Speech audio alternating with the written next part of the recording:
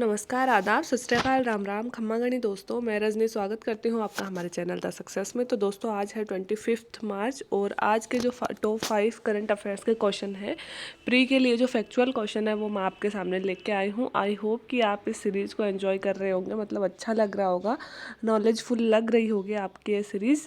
और दोस्तों PDF, हाँ, कि जिस तरह से कल परसों आपने मैसेज किए, मैंने PDF सेंड नहीं किए थे, तो आप मतलब मैं कई बार भूल जाती हूँ सेंड करना टेलीग्राम पे, तो आप एक आध मैसेज कर दोगे तो वो स्क्रीन पे आ जाता है, तो फिर मैं कर देती हूँ, ठीक है। और तो टेलीग्राम चैनल का लिंक जहाँ से आप डेली की PDF ले सकते हो डिस्क्रिप्शन बॉक्स में दिया गया है। इसके साथ ही मैंने एक और नया चैनल बनाया है फैशन से रिलेटेड, तो उसका लिंक भी डिस्क्रिप्शन बॉक्स में दिया गया है, तो आप वो भी जाके फॉलो कर सकते हो, ठीक है। तो आज के करंट अफेयर्स का क्वेश्चन है दोस्तों, प्रताप समाचार पत्र किसने लिखा था। अब ये करंट अफेयर्स का नहीं है, एक्चुअली होने को तो हिस्ट्री का है, बट ये करंट अफेयर्स भी हो गया। क्यों? क्योंकि देखो आज डेट कितनी है, 25 मार्च, और इनकी निधन की डेट क्या है, देखो मैंने स्पेशल लिखा है 25 मार्च। तो सबसे पहले प्रताप समाचार पत्र लिखा किसने था, गणेश शंकर विद्यार्थी ने। जिसने भी सिविल सर्विसेज की तैयारी की है या फिर किसी भी सर्विस की तैयारी कर रहे हो और थोड़ी बहुत हिस्ट्री पढ़ रहे हो, तो हम प्रताप न्यूज़पेपर हम पढ़ते ही है ना, और उसके राइटर मतलब गणेश शंकर विद्यार्थी।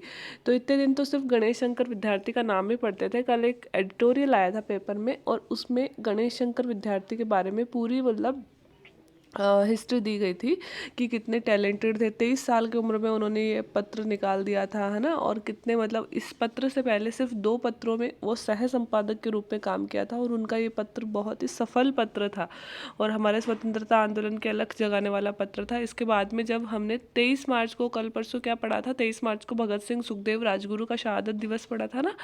उस दिन जब इन तीनों की शहादत हुई थी तो इसके विरोध में देश में दंगे हो गए थे, जब इनको फांसी पर लटकाया गया था।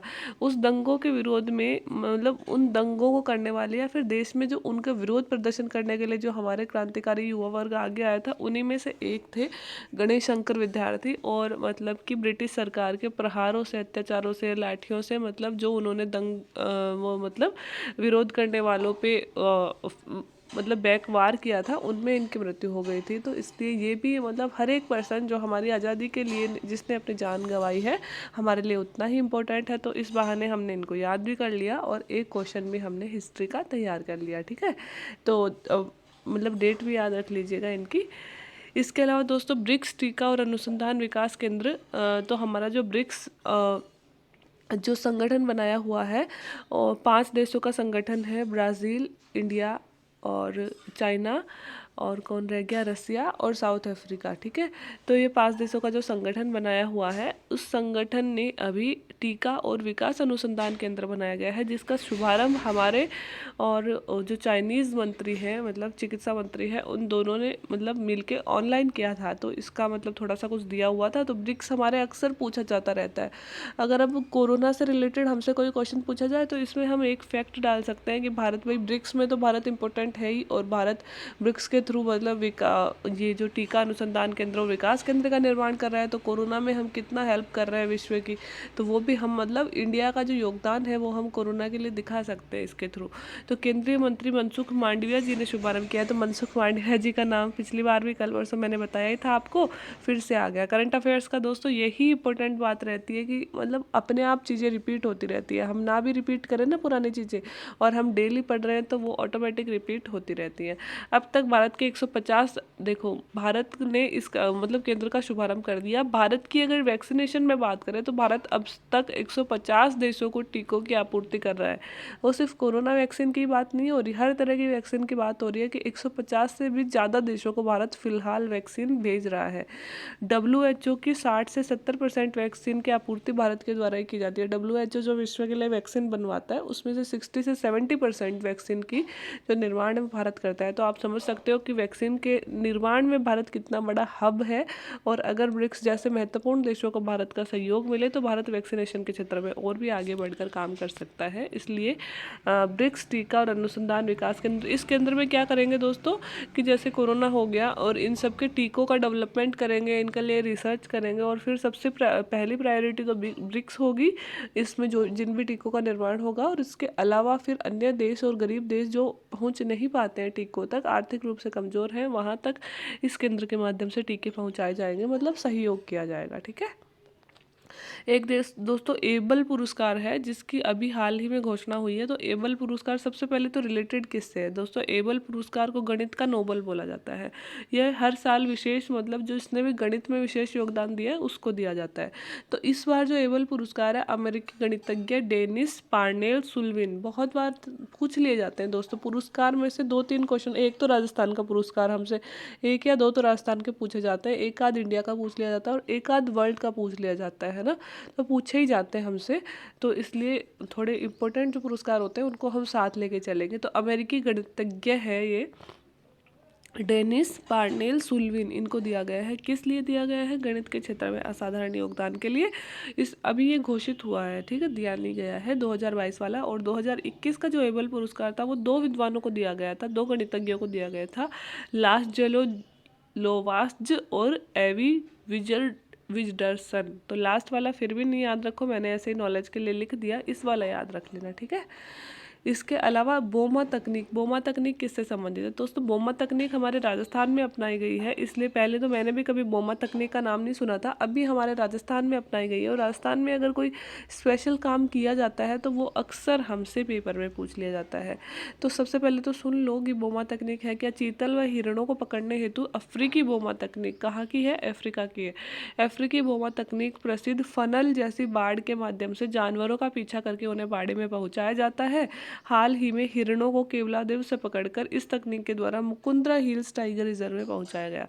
दोस्तों जैसे चीतल हो गया, हिरण हो गया, इनको ना मतलब प्राकृतिक तरीके से ही कैप्चर करते हैं और प्राकृतिक तरीके से ही दूसरे किसी अभ्यारण्य में इनको पहुंचाना होना, तो उसके लिए बोमा तकनीक का उपयोग किया जाता है। इसमें क्या किया जाता है, आगे तो जैसे गाड़ी या ट्रक बड़ा खड़ा कर दिया जाता है और पीछे इसने लिखा है ना फनल जैसी बाड़, मतलब चटाई नहीं होती, चटाई जैसी बाड़ बना दी जाती है चारों तरफ, है ना, और ताकि उस बाड़ के अंदर से ऑटोमेटिक हिरण को ऐसे लगे कि जंगल में ही चल रहे हैं अपन, है ना, और उसमें से मतलब एंटर करते हुए वो गाड़ी में पहुंच जाए और फिर उसे एक जगह से दूसरी जगह ट्रांसफ़र कर दिया जाता है, ठीक है। मतलब उनको ये नहीं लगे कि उनको पकड़ कर लेके जाया जा रहा है। तो इस प्रकार की जो तकनीक है इसका नाम है फोमा तकनीक। अगर आपको थोड़ा सा और याद रखना है तो आप एक बार गूगल पे सर्च करके देख सकते हैं फोमा तकनीक इन केवलादेव ऐसे करके, तो आपको फ़ोटो दिख जाएगी। अगर फ़ोटो दिख जाती है तो फिर ज़्यादा समझ में आता है, बताने से ये इतना समझ में नहीं आएगी कि फोमा तकनीक कौन सी है, एक बार फ़ोटो देख लोगे तो ज़्यादा समझ में आ जाएगी, ठीक है। तो ये है फोमा तकनीक। और ये बोमा तकनीक, ये बोमा तकनीक है कहाँ की है? ये दक्षिणी अफ्रीका की है और राजस्थान में पहली बार अपनाई गई है। क्यों अपनाई गई है? केवला देवी राष्ट्रीय अभ्यारण्य से ये मुकुंदरा में ये जो हिरण और चीतल हैं इनको पहुंचाने के लिए अपनाई गई है। एक दोस्तों एक नाम सुर्खियों में है, दामित्री मुरातोव, है ना। सुर्खियों में तो एक्चुअली ये पिछले साल से ही है, लेकिन अभी फिर से ये सुर्खियों में आए हैं। और ये क्यों सुर्खियों में आए हैं?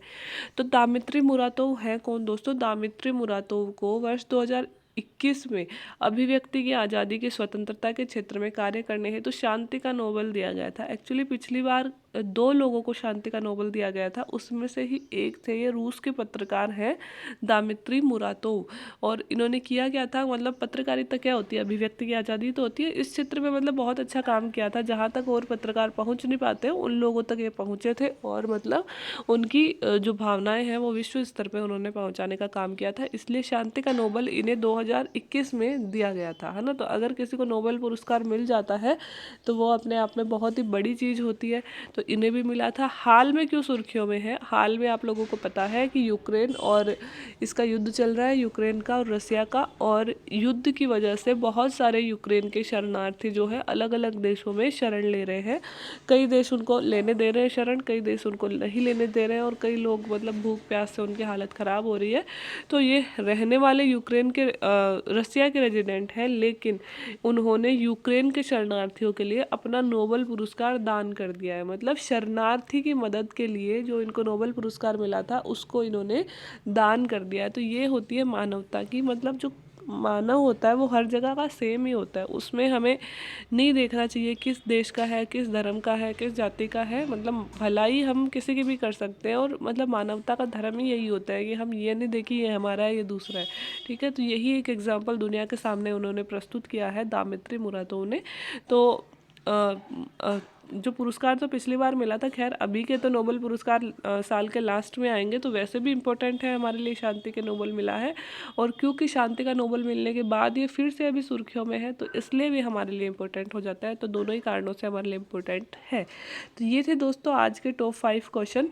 तो आई होप कि आपको ठीक लगे होंगे और कहीं ना कहीं प्री में मदद करेंगे। इतनी मेरी गारंटी है कि अगर साथ साथ अगर हमने मतलब जैसे प्री की तो अभी डेट भी नहीं आई है या फिर फॉर्म भी नहीं भरने शुरू हुए हैं, तो अगर साथ साथ में 5 क्वेश्चन भी अगर लेके चले और 1-2 कॉपियाँ भी भर गई अपनी, तो वो भी हमारे लिए काफ़ी होंगे। अलग से मतलब इतना जोर नहीं आता है फिर में मतलब इसकी तैयारी के लिए, करंट अफेयर्स की तैयारी के लिए तो बहुत अच्छी तैयारी हो जाती है। तो मैं आपको जैसे हमेशा कहती हूँ, अब भी कहूँगी कि करंट अफेयर्स के लिए एक न्यूज़पेपर डेली का साथ लेके चलिए और एक कोई भी वीडियो क्लास ले लो। मैं नहीं कह रही मेरे चैनल से ही लो, आप कोई भी ले लो, कि कोई भी चैनल का एक करंट का वीडियो आपको डेली देखना है, उसको हैबिट बना लीजिए। डेली देखना है मतलब डेली देखना है, लत की तरह बना लीजिए।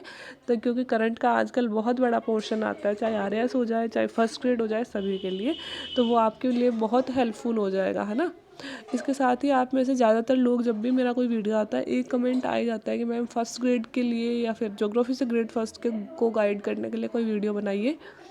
तो दोस्तों मैं कोशिश करूँगी, मतलब वीडियो मतलब खुद अपन पढ़ते हैं ऐसे एकदम से ऐसे वीडियो नहीं बनाते, उसके लिए थोड़ा सा प्रॉपर तैयारी करनी पड़ती है। तो मैं एक बार समझूंगी कि मैं किस तरह से समझा सकती हूँ आपको, क्योंकि दोस्तों मैं आपको ये भी बताऊंगी मैंने कितने दिन तैयारी करी थी फर्स्ट ग्रेड की, वो सारा वीडियो मैं आपके सामने बहुत जल्दी लेके आऊँगी। तो आज के लिए इतना ही। अगर वीडियो अच्छे लग रहे हैं तो प्लीज़ दोस्तों लाइक कर दे, चैनल को सब्सक्राइब कर लें और शेयर भी कर दें। अब तो कर दिया करो यार शेयर, कितने दिन हो गए वीडियोज़ बनाते हुए। और थोड़ा सा चैनल को आगे बढ़ा दो। आप लोगों की याद से मैं स्पेशल किसी को नहीं बोलती हूँ, बाकी आप लोगों की मर्ज़ी है, ठीक है। और वीडियो देखने के लिए थैंक यू सो मच।